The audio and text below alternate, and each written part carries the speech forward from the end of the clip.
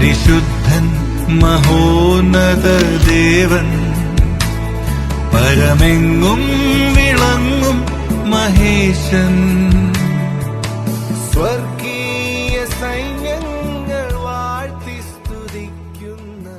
നിങ്ങൾക്കെല്ലാവർക്കും എൻ്റെ ക്രിസ്തീയ വന്ദനം. പരിശുദ്ധൻ ദൈവം മാത്രം. ചില നാളുകൾക്ക് മുൻപ് കേരള മുൻ ചീഫ് സെക്രട്ടറി ആയിരുന്ന ശ്രീ ജിജി തോംസൺ അവറുകൾ നടത്തിയ ഒരു ക്രിസ്തീയ പ്രഭാഷണത്തിൽ സഭാ അധ്യക്ഷന്മാരെ പരമാധ്യക്ഷൻ എന്ന് സംബോധന ചെയ്യുന്നത് തെറ്റാണെന്നും അതിന് യോഗ്യൻ യേശു ക്രിസ്തു മാത്രമാണെന്നും ദൈവത്തിന്റെ സ്ഥാനം മനുഷ്യർ എടുക്കുവാൻ പാടുള്ളതല്ല എന്നും പ്രസ്താവിച്ചത് വിശുദ്ധ ബൈബിൾ അംഗീകരിക്കുന്ന ക്രിസ്തീയ സമൂഹം സന്തോഷത്തോടെയാണ് അത് ഏറ്റെടുത്തത്. വിശുദ്ധ ബൈബിൾ തൻ്റെ ജനത്തോടുള്ള ദൈവത്തിൻ്റെ അരുളപ്പാടുകളാണ്.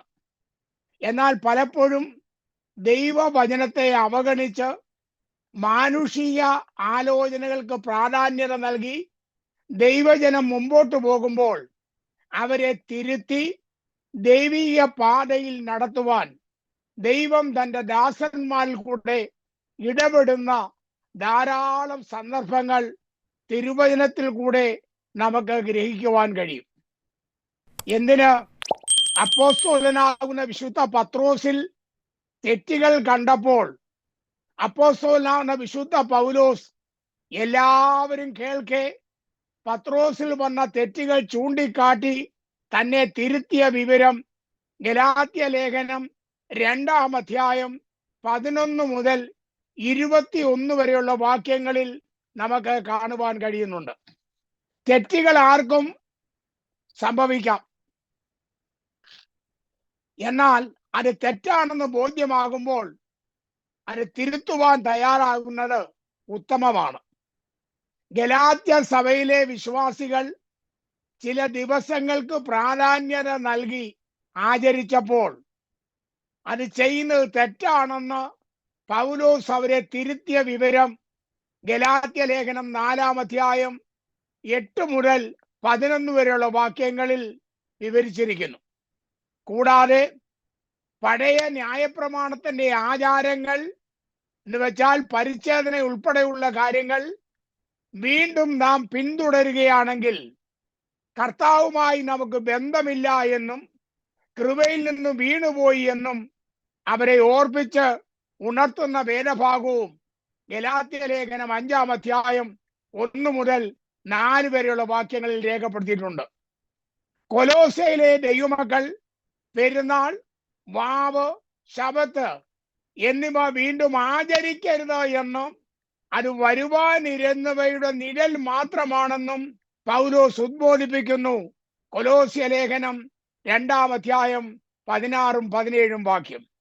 കൂടാതെ എബ്രായ ലേഖനത്തിൽ കൂടെ പഴയ നിയമ ആചാരങ്ങളും പഴയ നിയമ ആരാധനാ സ്ഥലങ്ങളും ദൂതന്മാരെക്കാളും പ്രവാചകന്മാരെക്കാളും ശ്രേഷ്ഠൻ യേശു ക്രിസ്തുവാണെന്നും അതുകൊണ്ട് നിങ്ങൾ പിന്മാറിപ്പോകരുത് എന്നും പൗലോസ് അവരെ പ്രബോധിപ്പിക്കുന്നു. എബ്രായ ലേഖനം 10-ാം അധ്യായം 39-ാം വാക്യം. കാൽക്കൽ വീണ് നമസ്കരിച്ച കൊർന്നല്യോസിനെ പത്രോസ് വിലക്കി, അത് ചെയ്യരുത്, ഞാനും നിന്നെ പോലെയുള്ള ഒരു മനുഷ്യനാണെന്ന് പറയുന്ന കാര്യം അപ്പോസ്തലപ്രവൃത്തി 10-ാം അധ്യായം 25-26 വാക്യങ്ങളിൽ കാണാം. ബർന്നബാസിനെയും പൗലോസിനെയും കാളകളെയും പൂമാലകളെയും കൊണ്ടുവന്ന് കഴുത്തിൽ പൂമാല ഇടുവാനും യാഗം കഴിച്ച് പ്രസാദിപ്പാനും ആഗ്രഹിച്ച ലുസ്രയിലുള്ളവരെ പൗലോസ് വിലക്കി, ഞങ്ങൾ നിങ്ങൾക്ക് സമസ്വഭാവമുള്ള മനുഷ്യരാണ്, ദൈവത്തെ നമസ്കരിക്കുക എന്ന് പറഞ്ഞ വേദഭാഗവും അപ്പോസ്തലപ്രവൃത്തി 14-ാം അധ്യായം 8 മുതൽ 15 വരെയുള്ള വാക്യങ്ങളിൽ കാണാം. എന്തിന്?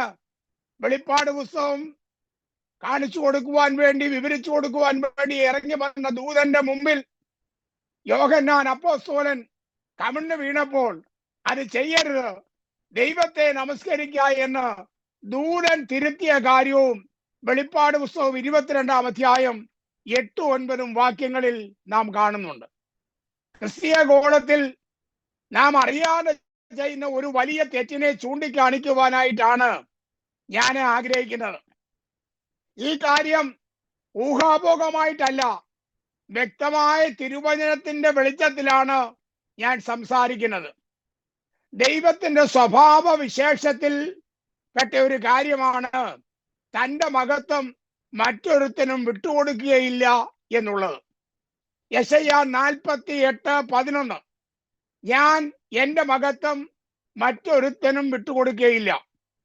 യെശയ്യാ 42:8 ഞാൻ യഹോവ, അത് തന്നെ എന്റെ നാമം, ഞാൻ എന്റെ മഹത്വം മറ്റൊരുത്തനും എന്റെ സ്തുതി വിഗ്രഹങ്ങൾക്കും വിട്ടുകൊടുക്കുകയില്ല. ഇന്ന് ക്രിസ്തീയ സമൂഹത്തിൽ സഭാ നേതൃത്വത്തിൽ ഇരിക്കുന്ന ചിലരെയും മരിച്ചുപോയ ചിലരെയും സംബന്ധിച്ച് പറയുമ്പോൾ പരിശുദ്ധ സോവാൻസോ എന്ന നാമകരണം ചെയ്യാറുണ്ട്. ഞാൻ വ്യക്തിപരമായി ആരുടെയും പേര് പറവാൻ ആഗ്രഹിക്കുന്നില്ല, പേരുകൾ നിങ്ങൾക്കറിയാമല്ലോ. അതുകൊണ്ട് പരിശുദ്ധ സോവാൻസോ എന്ന് പറഞ്ഞ് അവരെ ഇൻട്രൊഡ്യൂസ് ചെയ്യുന്നത് മിക്കവാറും നമുക്ക് കാണുവാൻ സാധിക്കും. പരിശുദ്ധൻ എന്ന പേര് ദൈവത്തിന് മാത്രമുള്ളതാണ്. ഞാൻ താഴെ പറയുന്ന വാക്യങ്ങൾ നിങ്ങൾ ബൈബിൾ തുറന്ന് വായിക്കണം, ഞാൻ പറയുന്നത് ശരിയാണോ എന്ന്. വെളിപ്പാട് പുസ്തകം 15-ാം അധ്യായം 4-ാം വാക്യം, കർത്താവേ, ആർ നിന്റെ നാമത്തെ ഭയപ്പെടാതെയും മഹത്വപ്പെടുത്താതെയും ഇരിക്കും, നീ അല്ലോ ഏക പരിശുദ്ധൻ. അപ്പൊ ബൈബിൾ വ്യക്തമായി വെളിപ്പെടുത്തുന്നു, ഏക പരിശുദ്ധൻ കർത്താവ് മാത്രമാണ്. ബൈബിൾ ഇങ്ങനെ ഉറക്കെ പ്രസ്താവിക്കുമ്പോൾ മറ്റു പരിശുദ്ധന്മാർ എങ്ങനെ വന്നു? യെശയ്യാവിന് സ്വർഗീയ ദർശനത്തിന്റെ കാഴ്ചപ്പാട് ദൈവം നൽകി കൊടുത്തപ്പോൾ യെശയ്യാ പ്രവചനം 6-ാം അധ്യായം 2-3 വാക്യം താൻ ഇങ്ങനെയാണ് കണ്ടത്. ദൈവസിംഹാസനത്തിന്റെ ചുറ്റിലും 6 ചിറകുള്ള സറാഫുകൾ, 2 കൊണ്ട് മുഖം മൂടി, 2 കൊണ്ട് കാൽ മൂടി, 2 കൊണ്ട് പറന്നിന്നുകൊണ്ട് ഒരുത്തനോടൊരുത്തൻ സൈന്യങ്ങളുടെ യഹോവ പരിശുദ്ധൻ പരിശുദ്ധൻ പരിശുദ്ധൻ, സർവഭൂമിയും അവന്റെ മഹത്വം കൊണ്ട് നിറഞ്ഞിരിക്കുന്നു എന്ന് ആർത്ത് പറഞ്ഞു. അവർ അപ്രകാരം 3 പ്രാവശ്യം വീതം പറവാൻ കാര്യം പിതാവായ ദൈവം പരിശുദ്ധൻ, പുത്രനായ ദൈവം പരിശുദ്ധൻ, പരിശുദ്ധാത്മാവായ ദൈവം പരിശുദ്ധൻ എന്നീ അർത്ഥത്തിലാണ്. വീണ്ടും ചില വേദഭാഗങ്ങൾ വായിക്കുമ്പോൾ യോശുവയുടെ പുസ്തകം 24-ാം അധ്യായം 19-ാം വാക്യം, അവൻ പരിശുദ്ധ ദൈവം, അവൻ തീഷ്ണതയുള്ള ദൈവം. യെശയ്യാവ് 5:19 ഇസ്രായേൽ പരിശുദ്ധന്റെ ആലോചന അടുത്തു വരട്ടെ. യെശയ്യാ 5:24 ഇസ്രായേലിൽ പരിശുദ്ധന്റെ ഭയനത്തെ നിന്ദിച്ചു കളഞ്ഞിരിക്കുന്നു. യെശയ്യാ 5:16 സൈന്യങ്ങളുടെ യഹോവ ന്യായവിധിയിൽ ഉന്നതനായിരിക്കും, പരിശുദ്ധ ദൈവം നീതിയിൽ തന്നെത്താൻ പരിശുദ്ധനായി കാണിക്കും.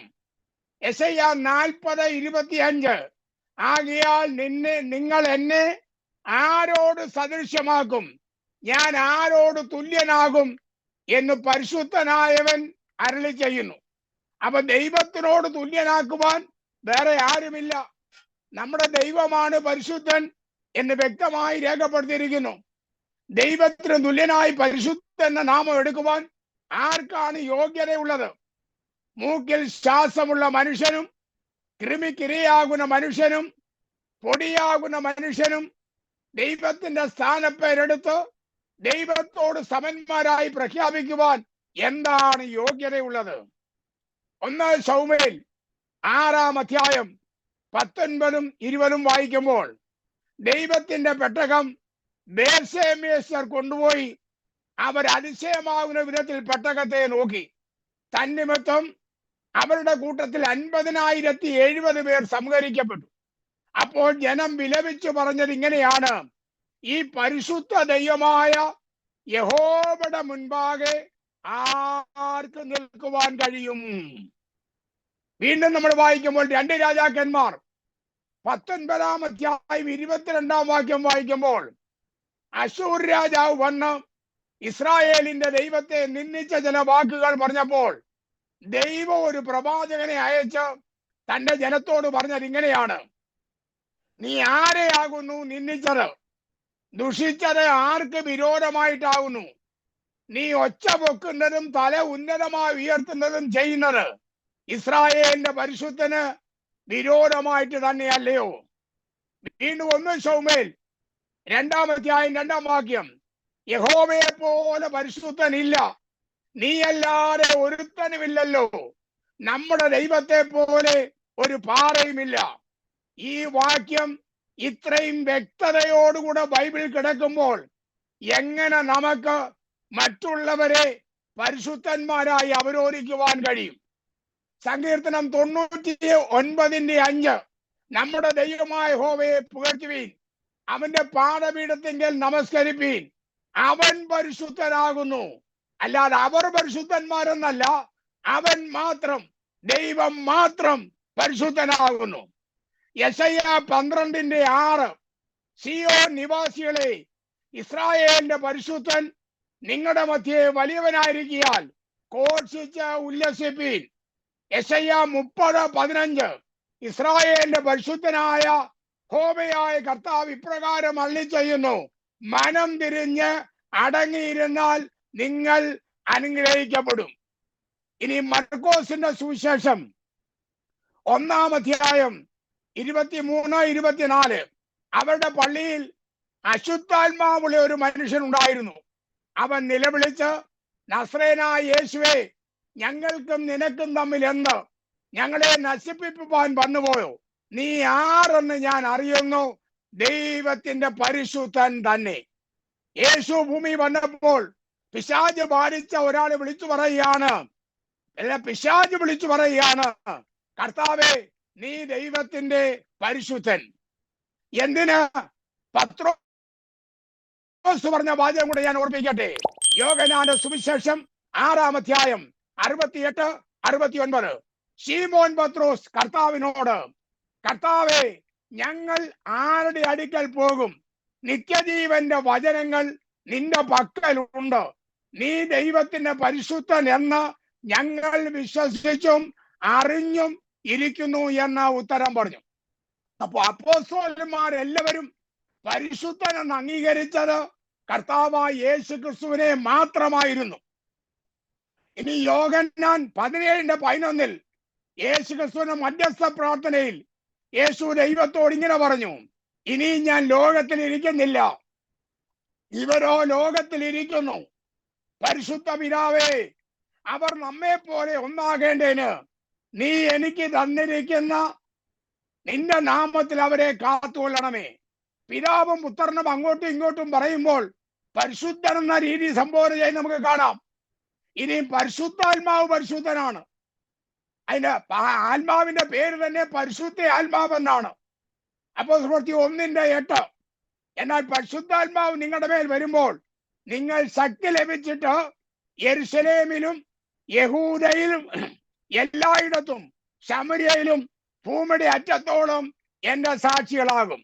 ഇത്രയും വാക്യം ഞാൻ എടുത്ത തെളിയിച്ചതിൽ നിന്ന് പിതാവായ ദൈവം പരിശുദ്ധൻ, പുത്രനാകുന്ന ദൈവം പരിശുദ്ധൻ, പരിശുദ്ധാത്മാവ് പരിശുദ്ധൻ. അല്ലാതെ വേറെ ഭൂമിയിൽ ഒരൊറ്റ മനുഷ്യരെ പോലും പരിശുദ്ധൻ എന്ന് ബൈബിളിൽ സംബോധന ചെയ്തിട്ടില്ല. പരിശുദ്ധൻ എന്ന് വിവർത്തനം ചെയ്തിരിക്കുന്ന പദത്തിന് മൂലഭാഷയിൽ കാഡോഷ് എന്നാണ് കൊടുത്തിരിക്കുന്നത്.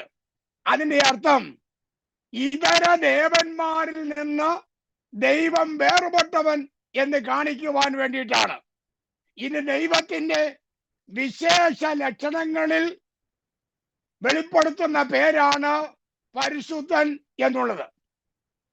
ദൈവം തന്നെ സൃഷ്ടിച്ച് ദൈവ തേജസ്സിനാൽ ഉടിപ്പിക്കപ്പെട്ട് ദൈവകൃപയിൽ നിന്ന കാലത്ത് പോലും ആദാമിനെ പരിശുദ്ധൻ എന്ന് വിളിച്ചിട്ടില്ല. 300 വർഷം ദൈവത്തോടു കൂടെ നടന്ന് ഉടലോടെ സ്വർഗത്തിലേക്ക് എടുക്കപ്പെട്ട ഹാനോക്കിനെ പരിശുദ്ധൻ എന്ന് സംബോധന ചെയ്തിട്ടില്ല. പെട്ടകത്തിൽ കൂടെ രക്ഷ പ്രാപിച്ച നോഹയെ പരിശുദ്ധനെന്ന് നാമകരണം ചെയ്തിട്ടില്ല. 40 ദിവസം വീതം 2 പ്രാവശ്യം ദൈവത്തോടുകൂടെ പർവ്വതത്തിൽ ചെലവഴിച്ചവനും ന്യായപ്രമാണം ദൈവത്തിങ്കൽ നിന്ന് വാങ്ങി തന്റെ ജനത്തിന് കൊടുത്തവനും പഴയ നിയമത്തിന്റെ മധ്യസ്ഥരമാകുന്ന മോശയെ പരിശുദ്ധനെന്ന് വിളിച്ചിട്ടില്ല. ദൈവാലയത്തിലെ അതിപരിശുദ്ധ സ്ഥലത്ത് വർഷത്തിൽ ഒരിക്കൽ കയറിപ്പോയി ഇസ്രായേൽ ജനത്തിന് വേണ്ടി മഹാപുരോഹിത ശുശ്രൂഷ ചെയ്ത ഒന്നാമത്തെ മഹാപുരോഹിതനാകുന്ന അഹരോനെ പരിശുദ്ധനെന്ന് വിളിച്ചിട്ടില്ല. വിശ്വാസികളുടെ പിതാവ് എന്നറിയപ്പെടുന്ന അബ്രഹാമിനെയോ ഗോത്രപിതാവായ യാക്കോബിനെയോ പരിശുദ്ധനെന്ന് സംബോധന ചെയ്തിട്ടില്ല. ശമൂവേൽ പ്രവാചകൻ, ഏലിയാവോ ഏലിശ, യെശയ്യാവോ ഇരമ്യാവോ, എസെക്കിയേൽ, ദാനിയേൽ ആര്യായ പ്രവാചകന്മാരെ ആരെയും പരിശുദ്ധനെന്ന പേരിന് യോഗ്യരായി എണ്ണിയിരുന്നില്ല. എന്തിന്? യേശു ക്രിസ്തുവിനെ സ്ഥാനപ്പെടുത്തിയ യോഹന്നാൻ സ്നാപകനെ പരിശുദ്ധൻ എന്ന പേര് നൽകി ആദരിച്ചിട്ടില്ല. വിശുദ്ധ പത്രോസ് തന്നെ പരിചയപ്പെടുത്തുമ്പോൾ കൂട്ടും മൂപ്പനാകുന്ന ഞാൻ എന്നാണ് പറഞ്ഞേക്കുന്നത്. 1 പത്രോസ് 5:1. ഒന്നാം പോപ്പ് എന്ന ചില ക്രിസ്തീയ സഭകൾ നാമകരണം ചെയ്യുന്ന വിശുദ്ധ പത്രോസോ യേശുവിന്റെ മാർബിൽ ചാരിയ യോഹന്നാനോ കേരളത്തിൽ വന്ന തോമസ് അപ്പോസ്തലനോ മറ്റ് അപ്പോസ്തലന്മാരോ 14 ലേഖനങ്ങൾ എഴുതി തന്ന ദൈവസഭയെ സമ്പുഷ്ടമാക്കിയ വിശുദ്ധ പൗലോസോ പരിശുദ്ധൻ എന്ന നാമം എടുത്തിട്ടില്ല. പിന്നെ എങ്ങനെയാണ് മരിച്ചുപോയ ചിലരെയും ഇന്ന് ജീവനോടുകൂടെ ഇരിക്കുന്ന സഭാ നേതൃത്വത്തിൽ ഇരിക്കുന്ന ചിലരെയും പരിശുദ്ധ സോവാൻസോ എന്ന് വിളിച്ച് ദൈവത്തോട് തുല്യരാക്കി കാണിക്കുന്ന ഈ പ്രവണത ദൈവ നിന്ദയും ദൈവത്തെ ആക്ഷേപിക്കുന്നതും ആണ് എന്ന് നാം തിരിച്ചറിയണം. അത്യുന്നതനായ ദൈവത്തോട് സമനാകുമെന്ന് ഉള്ളത്തിൽ പറഞ്ഞത് പിശാചായി തീർന്ന ലൂസിഫർ ആയിരുന്നു. യെശയ്യാ പ്രവചനം 14-ാം അധ്യായം 12 മുതൽ 15 വരെയും എസെക്കിയേൽ പ്രവചനം 28-ാം അധ്യായം 11 മുതൽ 17 വരെയുള്ള വാക്യങ്ങൾ വായിച്ചാൽ സാത്താനായി തീർന്ന ലൂസിഫറിന്റെ ഉയർച്ചയും വീഴ്ചയും നമുക്ക് കാണുവാൻ കഴിയും. ദൈവത്തെ പാടി ആരാധിക്കുന്ന കെറൂബുകളുടെ തലവനായിരുന്നു അവൻ. അവനെ ദൈവം നവരത്നങ്ങളാലാണ് നിർമ്മിച്ചിരുന്നത്. അവന്റെ സൗന്ദര്യവും പ്രഭയും നിമിത്തം അവന്റെ ഹൃദയം ഗർവിച്ചു. ഞാൻ സ്വർഗത്തിൽ കയറും, എന്റെ സിംഹാസനം ദൈവത്തിന്റെ നക്ഷത്രങ്ങൾക്ക് മീതെ വയ്ക്കും, ഞാൻ അത്യുന്നതനോട് സമനാകും എന്ന് ഹൃദയത്തിൽ പറഞ്ഞു. ഇതറിഞ്ഞ ദൈവം ദൈവത്തോട് സമനാകുവാൻ ആഗ്രഹിച്ച ലൂസിഫറിനെ വെട്ടി താഴെയിട്ടു. അവനാണ് വിരൂപിയായി തീർന്ന പിശാച്. ഒടുവിൽ അവനെ പാതാളത്തിൽ നാശകൂപത്തിന്റെ അടിയിലേക്ക് തള്ളിയിട്ട് മുദ്ര വയ്ക്കുവാനും ദൈവം തീരുമാനിച്ചു കഴിഞ്ഞു. ദൈവത്തിന്റെ സ്ഥാനപ്പേരെടുത്ത് ദൈവത്തോട് സമന്മാരാകുവാൻ ആഗ്രഹിക്കുന്ന എല്ലാവർക്കും ഇതൊരു ഗുണപാഠമായി തീരട്ടെ എന്ന് ഞാൻ ആഗ്രഹിക്കുന്നു. പരിശുദ്ധൻ എന്ന സ്ഥാനപ്പേര് ദൈവത്തിന് മാത്രമുള്ളതും എന്നാൽ വിശുദ്ധന്മാർ എന്ന പദവി ദൈവജനത്തിനുമുള്ളതാണ്. നമ്മുടെ പാപങ്ങളെ ദൈവത്തോട് ഏറ്റുപറഞ്ഞ് യേശു ക്രിസ്തുവിന്റെ രക്തത്താൽ പാപമോചനം പ്രാപിച്ച എല്ലാവരെയും വിശുദ്ധർ എന്നാണ് സംബോധന ചെയ്യുന്നത്. വിശുദ്ധിയുടെ മാനദണ്ഡം അനുസരിച്ച് സമ്പൂർണ്ണ വിശുദ്ധരല്ലെങ്കിലും യേശു ക്രിസ്തുവിന്റെ രക്തത്താൽ ശുദ്ധീകരണം പ്രാപിച്ചു എന്ന ഒറ്റ കാരണത്താൽ ദൈവം നമ്മെ വിശുദ്ധരായി അംഗീകരിക്കുന്നു. ചില ക്രിസ്തീയ വിഭാഗങ്ങൾ പഠിപ്പിക്കുന്നത് പോലെ ഒരാളുടെ മരണശേഷം മരിച്ച ആളിലുള്ള വിശ്വാസത്താൽ ഏതെങ്കിലും അത്ഭുതമോ വിടുതലോ സംഭവിച്ചാൽ മരിച്ച ആളിന്റെ ശവക്കുഴി തുറന്നു അസ്ഥികൾ പരിശോധിച്ചിട്ട് മേലധ്യക്ഷന്മാർ വിശുദ്ധരായി പ്രഖ്യാപിക്കുന്നവർ മാത്രമേ വിശുദ്ധരുള്ളൂ എന്നുള്ള പഠിപ്പിക്കൽ ഭേദവിപരീതമാണ്. അത് സാത്താന്യമാണ്, അത് ദൈവികമല്ല. 1 കൊരിന്ത്യർ 1:1-2 ക്രിസ്തുവേശുവിൽ വിശുദ്ധീകരിക്കപ്പെട്ടു വരും. അവിടെയും ഇവിടെയും എവിടെയും നമ്മുടെ കർത്താവായ യേശു ക്രിസ്തുവിന്റെ നാമത്തെ വിളിച്ചപേക്ഷിക്കുന്ന ഏവരോടും കൂടെ വിളിക്കപ്പെട്ട വിശുദ്ധന്മാരായവർക്ക് എഴുതുന്നത്. ഇനി നിങ്ങൾ അടുത്ത വാക്യങ്ങൾ വായിച്ചു നോക്ക്. 1 കൊരിന്ത്യർ 1:1, റോമാലേഖനം 1:3, എഫേസ്യ 1:1, ഫിലിപ്പിയ 1:1, കൊലോസ്യ 1:1. ഇതിലെല്ലാം അതാത് സഭകൾക്ക് ലേഖനം എഴുതുമ്പോൾ പൗലോസ് അവരെ സംബോധന ചെയ്യുന്നത് വിശുദ്ധന്മാരെ എന്നാണ്. യേശു ക്രിസ്തു മടങ്ങി വരുന്നതും തന്റെ വിശുദ്ധന്മാരെ ചേർക്കുവാനാണ്. സങ്കീർത്തനം 50:5, യാഗം കഴിച്ച് എന്നോട് നിയമം ചെയ്തവരായ എന്റെ വിശുദ്ധന്മാരെ എന്റെ അടുക്കൽ കൂട്ടുവീൻ. യാഗം കഴിച്ച് ദൈവത്തോട് നിരപ്പ് പ്രാപിച്ച പഴയ നിയമ വിശുദ്ധന്മാരും യേശു ക്രിസ്തുവിന്റെ പരമയാഗം എനിക്ക് വേണ്ടിയുള്ളതാണെന്ന് ഹൃദയം കൊണ്ട് അംഗീകരിച്ച് വായ് കൊണ്ട് ഏറ്റുപറഞ്ഞ പുതിയ നിയമ വിശുദ്ധന്മാരും അവന്റെ വരവിങ്കൽ എടുത്തുകൊള്ളപ്പെടും. ഇനി ശ്രദ്ധേയമായ മറ്റൊരു കാര്യം കൂടി ഞാൻ പറയട്ടെ. വെളിപ്പാട് പുസ്തകം 4, 5 അധ്യായങ്ങൾ നാം പഠിക്കുമ്പോൾ ഭാവിയിൽ സ്വർഗത്തിൽ ദൂതന്മാരും രൂപാന്തരശാലികളായ പഴയ നിയമ പുതിയ നിയമ വിശുദ്ധന്മാരും ഒന്നിച്ച് സംയുക്തമായി നടത്തുന്ന ഒരു ആരാധനയെ കുറിച്ച് രേഖപ്പെടുത്തിയിട്ടുണ്ട്. അവിടെ 6 ചിറകുള്ള സാറാവുകൾ പറന്നു നിന്നുകൊണ്ട് സർവശക്തിയുള്ള കർത്താവായ ദൈവം പരിശുദ്ധൻ പരിശുദ്ധൻ പരിശുദ്ധൻ എന്നാർക്കുമ്പോൾ വിശുദ്ധന്മാർ അവിടെ നിന്നുകൊണ്ട് വെള്ള നിലയങ്കി ധരിച്ചുകൊണ്ട് അവർ ഇപ്രകാരം പാടും: കുഞ്ഞാടേ, നീ യോഗ്യൻ, നീ അറുക്കപ്പെട്ടു, നിന്റെ രക്തം കൊണ്ട് സർവഗോത്രത്തിലും ഭാഷയിലും വംശത്തിലും ജാതിയിലും നിന്നുള്ളവരെ വിലക്ക് വാങ്ങി എന്നേറ്റു പറഞ്ഞും കൊണ്ട് അറുക്കപ്പെട്ട കുഞ്ഞാടായ കർത്താവിന് ശക്തിയും ധനവും ജ്ഞാനവും ബലവും ബഹുമാനവും മഹത്വവും സ്തോത്രവും ലഭിപ്പാൻ യോഗ്യനെന്ന് പറഞ്ഞുകൊണ്ട് ആരാധിക്കുന്നു. അവര് പരിശുദ്ധനെന്നാർക്കുമ്പോൾ ഭൂമിയിൽ പരിശുദ്ധന്മാരെന്നറിയപ്പെട്ട ആരുടെയും പേരുകൾ അവിടെ ഉച്ചരിക്കയില്ല. കാരണം എന്തുകൊണ്ട്? അവർ പരിശുദ്ധന്മാരല്ല. പരിശുദ്ധൻ ദൈവം മാത്രമേ ഉള്ളൂ. ഞാൻ ഈ പറഞ്ഞ വേദഭാഗങ്ങൾ ബൈബിൾ തുറന്നു വായിക്കുക, സത്യം ഗ്രഹിക്കുക, തെറ്റുകൾ തിരുത്തുക. ഭൂമിയിൽ ഇനി മുതൽ ആരെയും പരിശുദ്ധൻ എന്ന് സംബോധന ചെയ്യാതിരിക്കുക. പരിശുദ്ധൻ എന്ന യോഗ്യത ദൈവത്തിന് മാത്രം. ഈ സന്ദേശം നിങ്ങൾ മാക്സിമം ഷെയർ ചെയ്ത് ഈ വിഷയത്തിൽ തിരിച്ചറിവില്ലാത്തവരെ ബോധവാന്മാരാക്കി തീർക്കണം എന്ന് ഞാൻ വിനീതമായി അപേക്ഷിക്കുന്നു. ദൈവം നിങ്ങളെ എല്ലാവരെയും ഐശ്വര്യമായി അനുഗ്രഹിക്കുമാറാകട്ടെ. ആമേൻ.